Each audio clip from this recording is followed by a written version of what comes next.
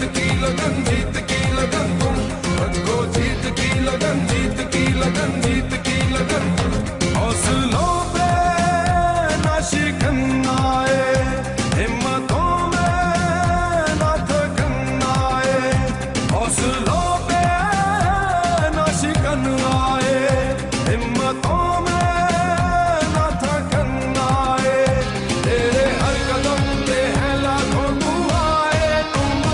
रखो जीत की लगन, जीत की लगन, जीत की लगन तुम रखो, जीत की लगन, जीत की लगन, जीत की लगन तुम रखो, जीत की लगन, जीत की लगन, जीत की लगन तुम रखो, जीत की लगन, जीत की लगन, जीत की लगन तुम।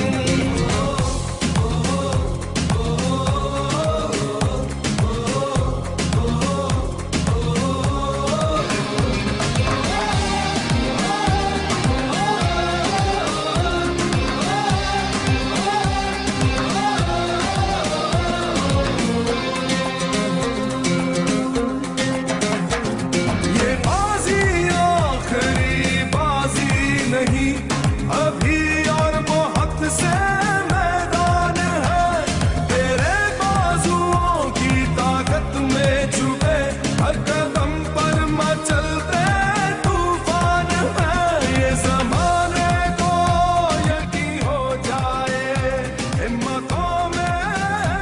ना थकन आए। तेरे हर कदम पे है लाखों दुआएं, तुम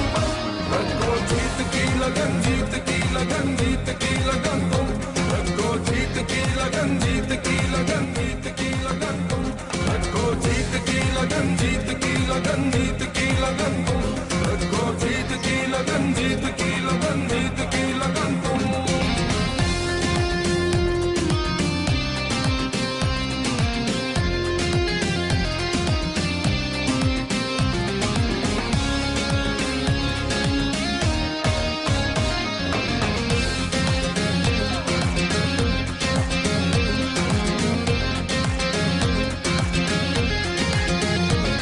तेरी धूम है सारे जग में मची, तू जीते चाहे ना जीत सके, हमें तुम पे है मान हर हाल में। तेरी मेहनत रुके ना ही जुर्रत झुके, चाहे रखो जीत की लगन, जीत की लगन, जीत की लगन तुम रखो, जीत की लगन, जीत की लगन, जीत की लगन। हौसलों पे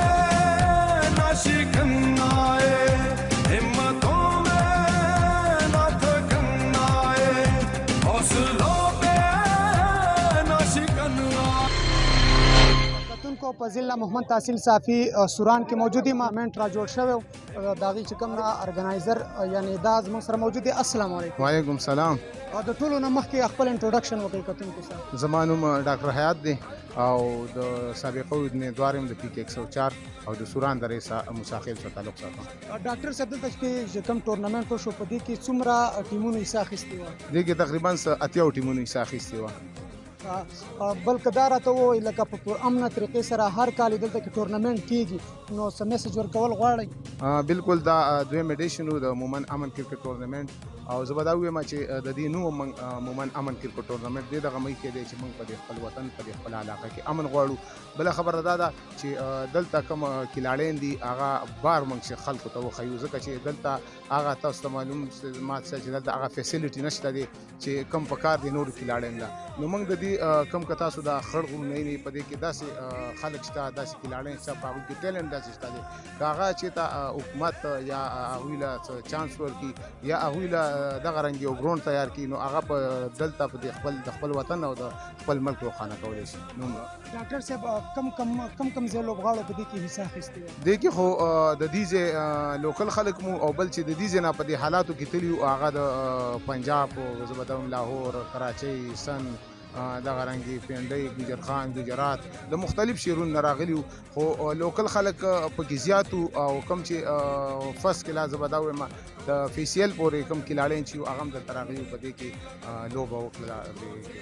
درون. که موږ په پوره تحصیل صافي کې وګورو دلته کې چې کوم سټیډیم نشته نو آیا تاسو د دې دپاره څه اواز اوچت کړی نه دی؟ بالکل موږ تاسو ته پته ده اوس سید اختر صاحب راغلی کوم چې د سپورټ ډایرکټر دی هغه ته هم موږ بار بار ویلي اوس کرنل سعد صاحب هم ویلي چې موږ